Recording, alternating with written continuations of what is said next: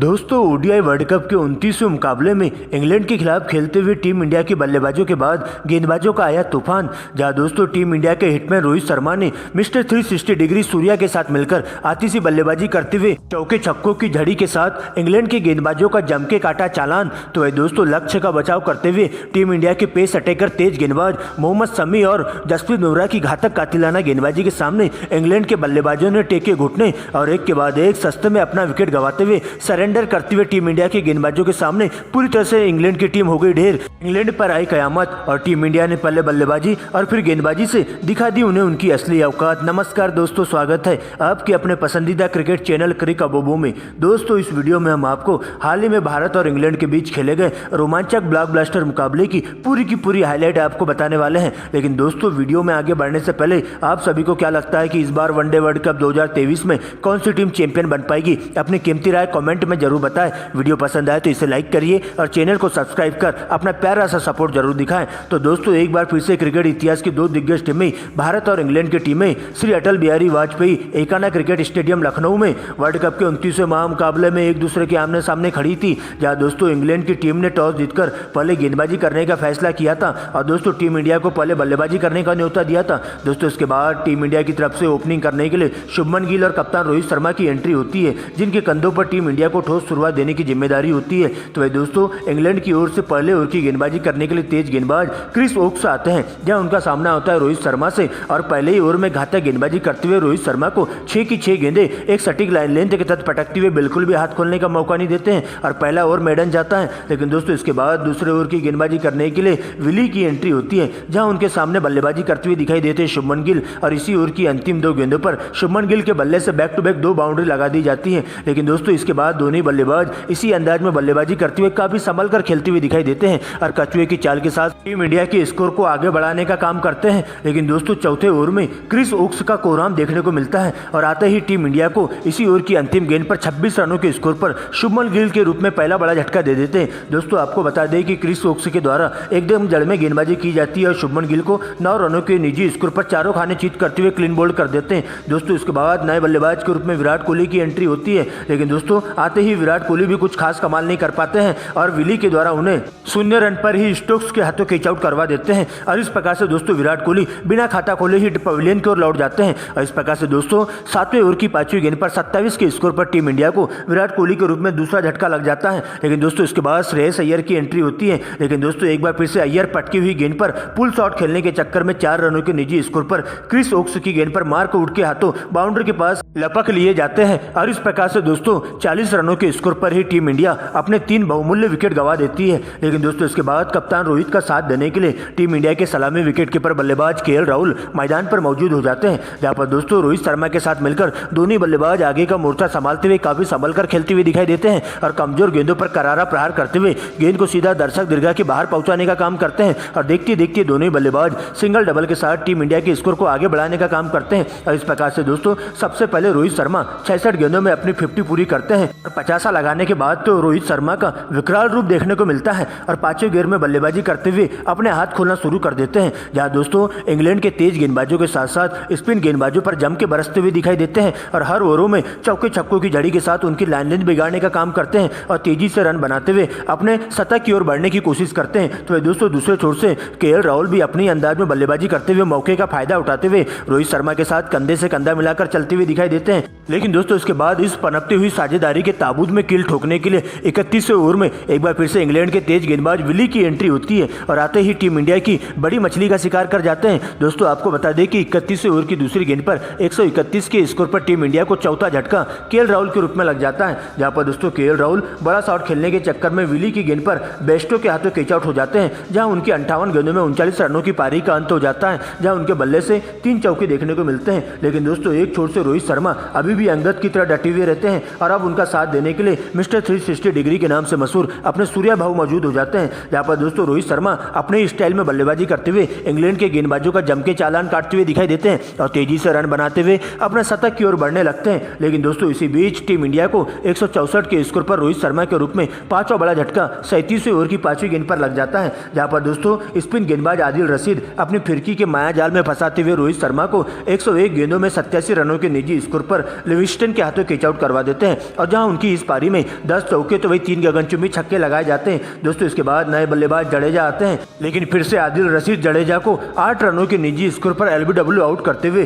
Team India को छठवां झटका दे देते हैं। दोस्तों इसके बाद मोहम्मद शमी बल्लेबाजी करने मौजूद हो जाते हैं, लेकिन दोस्तों इंग्लैंड के तेज गेंदबाज मार्क वुड अपनी तेज तर्रार गेंदबाजी से मोहम्मद शमी को चारों खाने चीत करते हुए बटलर के हाथों कैच आउट करवा देते हैं और इस प्रकार से दोस्तों टीम इंडिया को 7वां बड़ा झटका मोहम्मद शमी के रूप में 183 के स्कोर पर लग जाता है, जो कि दोस्तों 42 ओवर की दूसरी गेंद पर शमी का विकेट जाता है। लेकिन दोस्तों एक छोर से सूर्य कुमार यादव बचाए हुए रहते हैं और टीम के स्कोर को तेजी से रनों की बारिश करते हुए 200 के करीब पहुंचाने की पूरी कोशिश करते हैं, जहां दोस्तों उनका बखूबी साथ देते हुए दिखाई देते हैं जसप्रीत बुमराह और लगातार अंदाज में सिंगल डबल के साथ टीम के स्कोर को आगे बढ़ाने का काम करते हैं। लेकिन दोस्तों सूर्या अपने गेयर बदलते हैं और अंतिम के ओवरों में ताबड़तोड़ अंदाज में बल्लेबाजी करते हुए तेजी से रन बनाते हुए टीम के स्कोर को 200 के पार पहुंचा देते हैं। लेकिन दोस्तों इसी बीच विली को मिड ऑफ के ऊपर से सूर्या छक्का लगाने के चक्कर में 49 रनों के निजी स्कोर पर कैच आउट हो जाते हैं, जहां सूर्या की इस पारी में 4 चौके तो वही 1 गगनचुंबी छक्का लगाया जाता है और इस प्रकार से टीम इंडिया 208 के स्कोर पर अपने 8 विकेट गंवा देती है। लेकिन दोस्तों इसके बाद जसप्रीत बुमराह का साथ देने के लिए कुलदीप यादव की एंट्री होती है, जहां पर दोस्तों दोनों ही बल्लेबाज अंतिम के ओवरों में अपने अंदाज में बल्लेबाजी करते हुए टीम के स्कोर को तेजी से आगे बढ़ाने की कोशिश करते हैं और इस प्रकार से दोस्तों टीम इंडिया पूरे 50 ओवरों के खेल में 229 रन ही स्कोर बोर्ड पर बना पाती है और इंग्लैंड की टीम को 230 रनों का सम्मानजनक टारगेट दे दिया जाता है, जहां पर दोस्तों इंग्लैंड की ओर से विली के खाते में 3 विकेट जाते हैं, जबकि दोस्तों क्रिस ओक्स और आदिल रशीद के खाते में 2 विकेट जाते हैं, जबकि दोस्तों मार्क वुड 1 विकेट लेकर जाते हैं। लेकिन दोस्तों इसके बाद इंग्लैंड की पारी की शुरुआत करने के लिए इंग्लैंड के 2 धाकड़ ओपनर बल्लेबाज जॉनी बेस्टो और डेविड मलान की एंट्री होती है, जिनके कंधों पर टीम को ठोस शुरुआत देने की जिम्मेदारी सौंपी जाती है। तो वह दोस्तों टीम इंडिया के लिए पहले ओवर की गेंदबाजी करने जसप्रीत बुमराह आते हैं, जहां जॉनी बेस्टो के द्वारा पहली ओवर में चौथी गेंद पर एक करारा चौका जड़ दिया जाता है। दोस्तों इसके बाद दूसरे ओवर में डेविड मलान के सामने गेंदबाजी करने तेज गेंदबाज मोहम्मद सिराज आते हैं और शुरुआत में अपनी लाइन से पूरी तरह से भटकते हुए लगातार 2 गेंदें वाइड फेंक देते हैं। दोस्तों इसके बाद तूफानी बल्लेबाजी करते हुए डेविड मलान चौथी गेंद पर एक गगनचुंबी छक्का लगाते हैं, तो वही दोस्तों अगले ही गेंद पर कवर्स की दिशा में एक चौका जड़ देते हैं और इस प्रकार से दोस्तों 2 ओवर की समाप्ति पर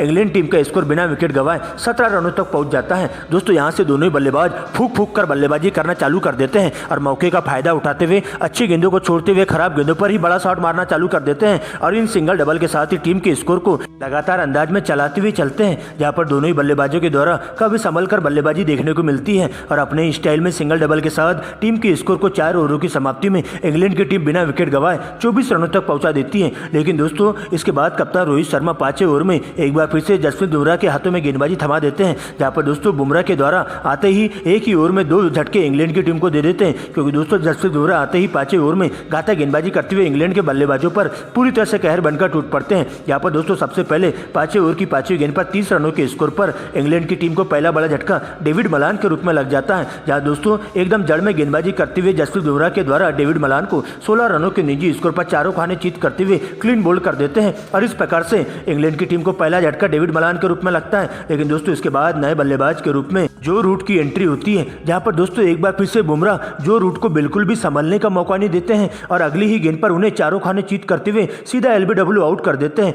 जहां पर दोस्तों पहली ही गेंद पर बिना खाता खोले जो रूट को पवेलियन की ओर लौटना पड़ता है और इस प्रकार से 30 रनों के स्कोर पर ही इंग्लैंड की टीम को जो रूट के रूप में दूसरा झटका लग जाता है और इस प्रकार से 5 ओवर की समाप्ति पर इंग्लैंड का स्कोर 30 रनों पर ही रुका हुआ रहता है, वो भी 2 विकेट के नुकसान पर। लेकिन दोस्तों अब बेस्टो का साथ देने के लिए नए बल्लेबाज के रूप में बेन स्टोक्स की एंट्री होती है, जहां पर दोस्तों जॉनी बेस्टो अपने ही अंदाज में बल्लेबाजी करते हुए देखे जाते हैं और टीम इंडिया के तेज गेंदबाजों पर पूरी तरह से कहर बनकर टूट पड़ते हैं और हर ओवरों में चौके लगाना शुरू कर देते हैं। लेकिन दोस्तों इसी बीच 8वें ओवर की अंतिम गेंद पर 33 के स्कोर पर इंग्लैंड की टीम को तीसरा बड़ा झटका बेन स्टोक्स के रूप में लग जाता है, जहां पर दोस्तों सबसे पहले मोहम्मद शमी की एंट्री होती है और आते ही अपनी घातक कातिलाना गेंदबाजी से इंग्लैंड के बल्लेबाजों पर पूरी तरह से काल बनकर टूट पड़ते हैं और बिल्कुल भी हाथ खोलने का मौका नहीं देते हैं, जहां पर दोस्तों मोहम्मद शमी एकदम तेज तर्रार गेंदबाजी करते हुए गेंद को इनस्विंग आउटस्विंग दोनों ओर से लहराते हुए दिखाई देते हैं, जहां दोस्तों उनके सामने बल्लेबाजी करते हुए दिखाई देते हैं बेन स्टोक्स। दोस्तों आपको बता दें कि 8वें ओवर में सबसे पहले मोहम्मद शमी शुरुआत की 5 गेंदों में